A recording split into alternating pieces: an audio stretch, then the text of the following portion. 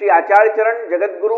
श्रीमन महाप्रभु श्री वल्लभाचार्य चरण ने जो एकादशी की मध्यरात्रि को द्वादशी के दिन सवेरे अपने प्रभु को धराने के लिए जो सूत्रों का पवित्रा सिद्ध करके रखा हुआ था, ये क्या कोई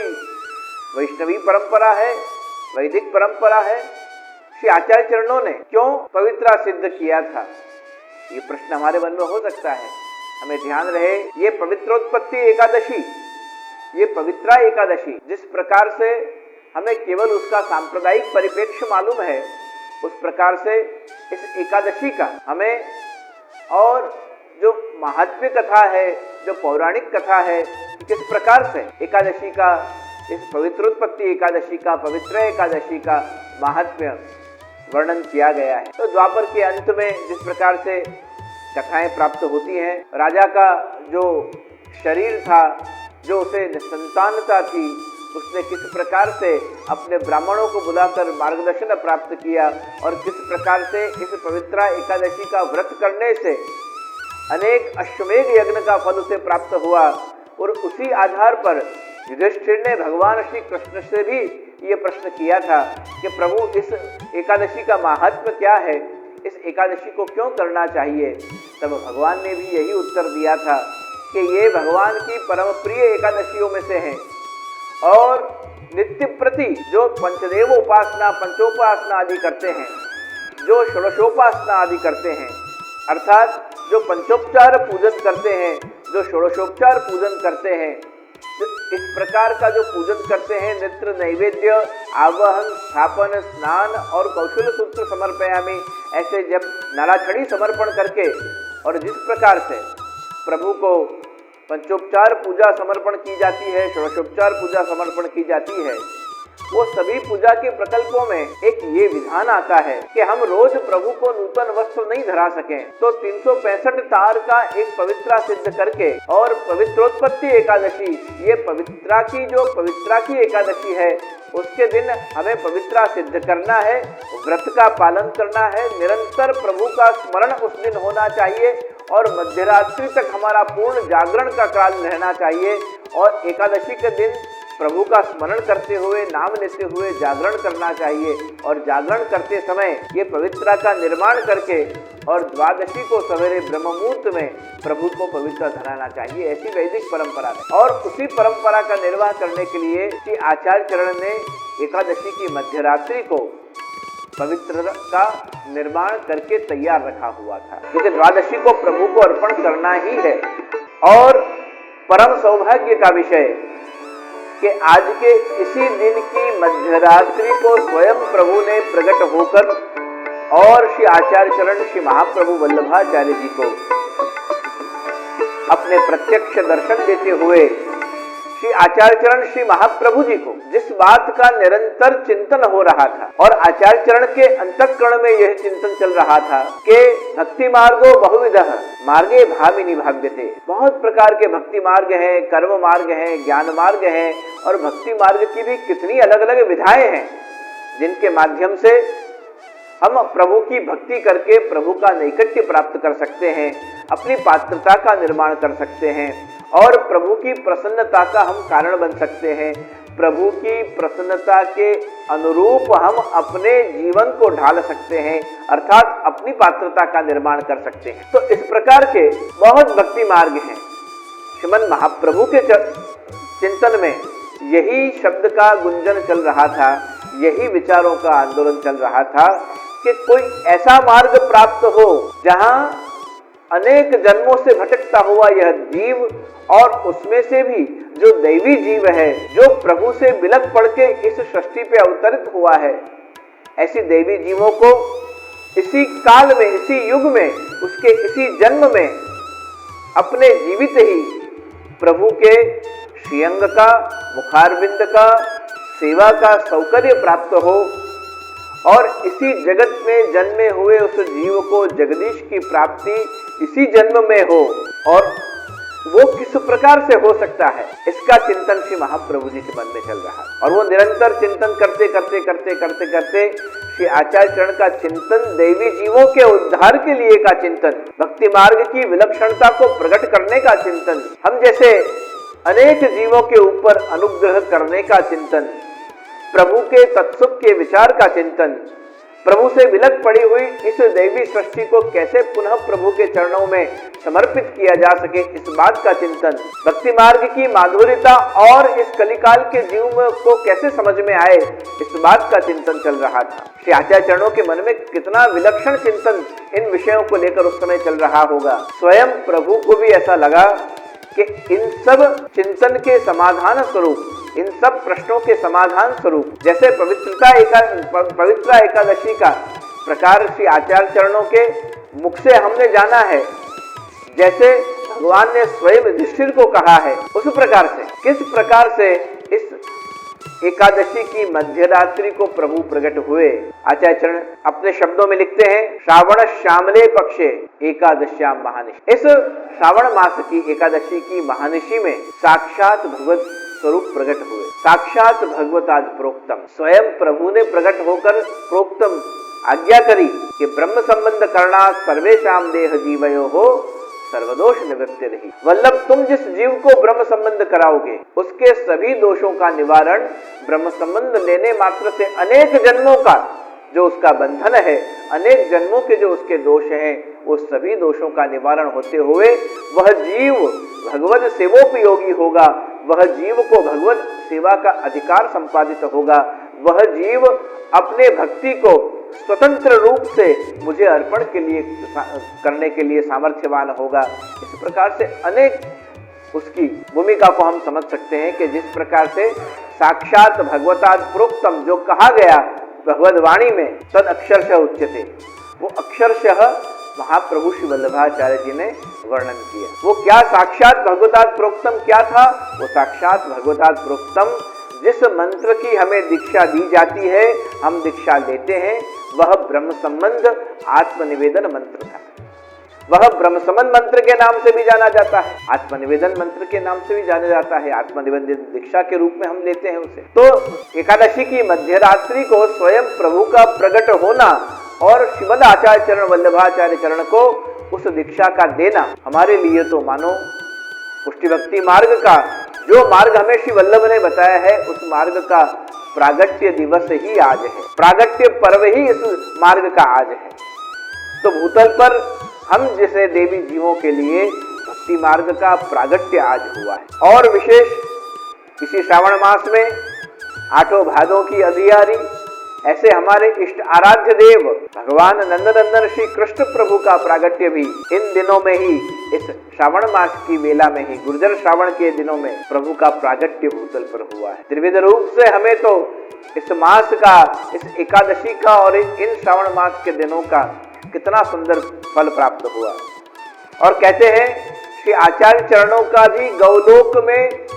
जो विराहाग्नि के स्वरूप में जो आपका प्रागट्य है, वो गौलोक में श्रावण मास के दिनों में ही हुआ था। श्रावण मास से लेकर वैशाख की एकादशी तक हम देखते हैं कि 7 मास होते हैं और श्री आचार्य चरणों का सप्तम मास में ही तो प्रागट्य हुआ है। तो गौलोक में कब आज्ञा हुई? श्रावण मास में आज्ञा हुई। तो आचार्य चरणों का गौलोक में वदनानलावतार के रूप में प्रागट्य भी श्रावण मास में ही हुआ गौलोक में। फिर प्रिया प्रीतम की आपको आज्ञा प्राप्त हुई और आप विरहात्मक स्वरूप के रूप में प्रिया प्रीतम का जो विरह था, उस विरहात्मक रूप के स्वरूप में आपका प्रादुर्भाव भूतल पर हुआ। तो जो गौलोक में आज आपका प्रागट्य हुआ इन श्रावण मास के दिनों में, वो आपका भूतल पर प्रत्यक्ष रूप से वैशाख में एकादशी के दिन प्रागट्य हुआ।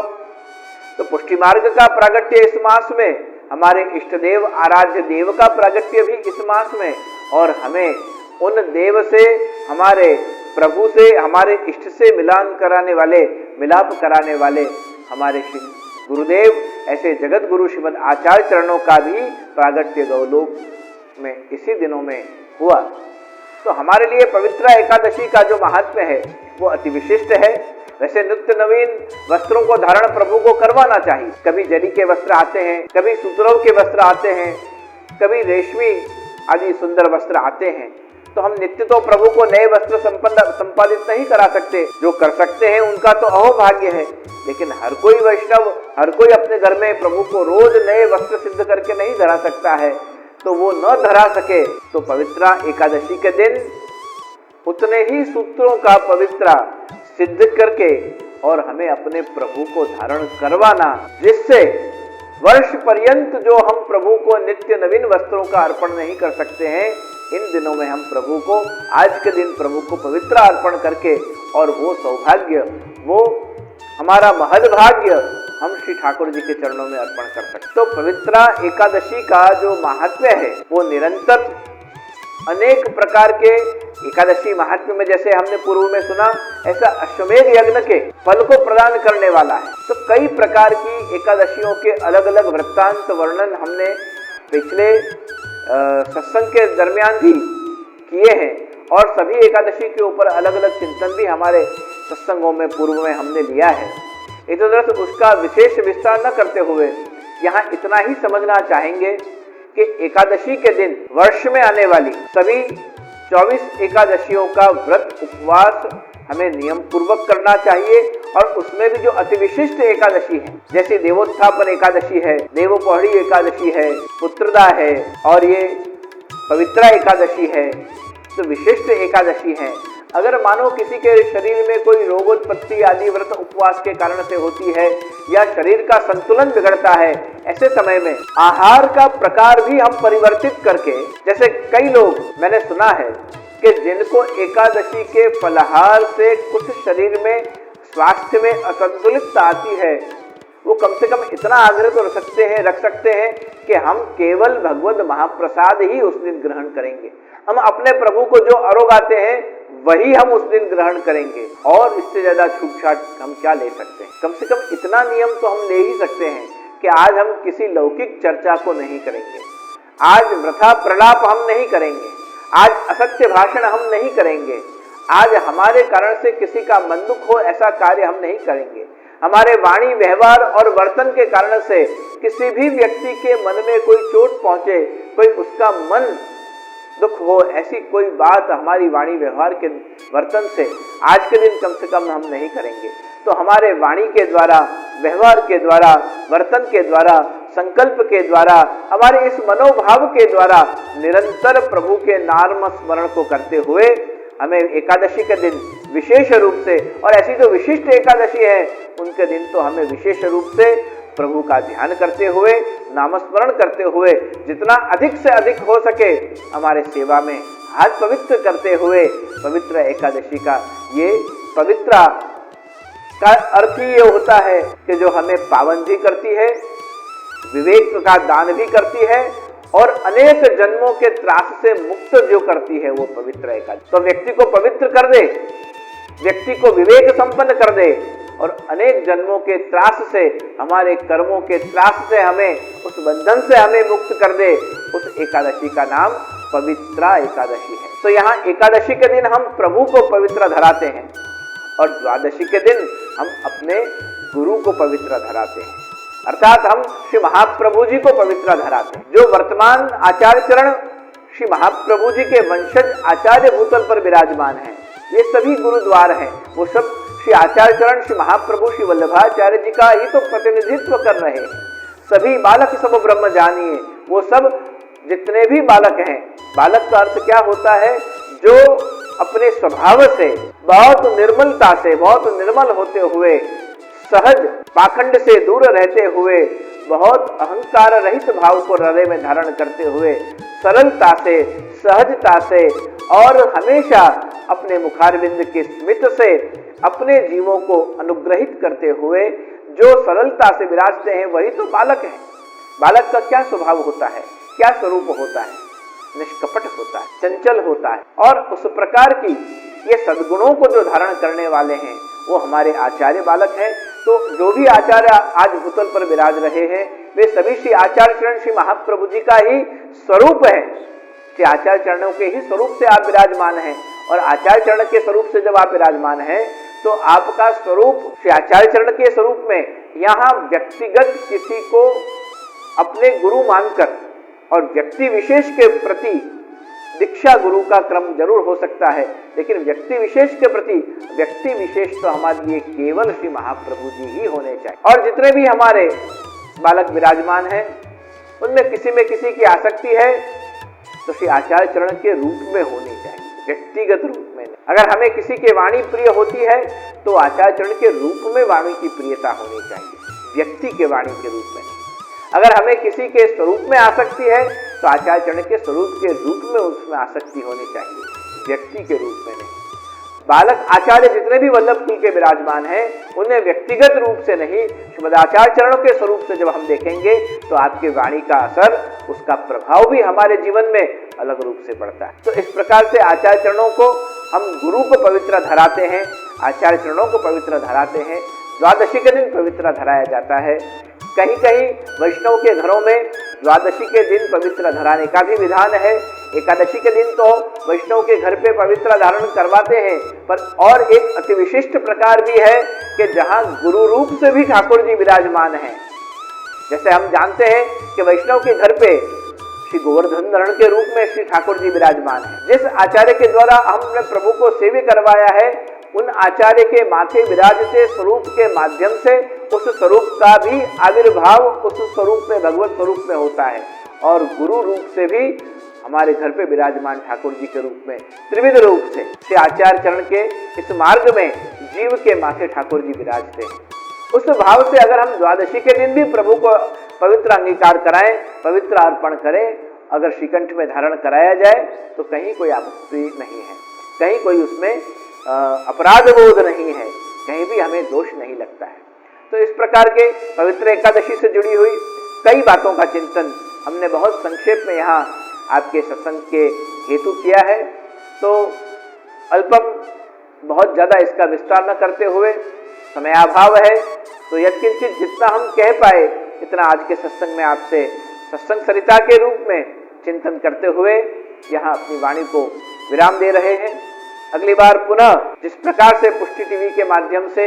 निर्धारण किया जाएगा, हमारे व्रतोत्सव के उस श्रृंखला को आगे चिंतन में रखते हुए पुनः सत्संग के लिए हम एकत्रित होंगे। वहां तक आप सभी से पवित्र एकादशी की मंगल बधाई देते हुए विदाई ले रहा हूं। आप सभी इस पवित्र एकादशी के दिन विशेष रूप से प्रभु का चिंतन करें, स्मरण करें, तत्सुख का विचार करते हुए भगवत सेवा करें और ये पवित्र एकादशी आपके जीवन में सभी भक्ति के फल को दान करने वाली सिद्ध हो। यही मंगल कामना के संग मैं अपनी प्रसन्नता व्यक्त कर रहा हूं।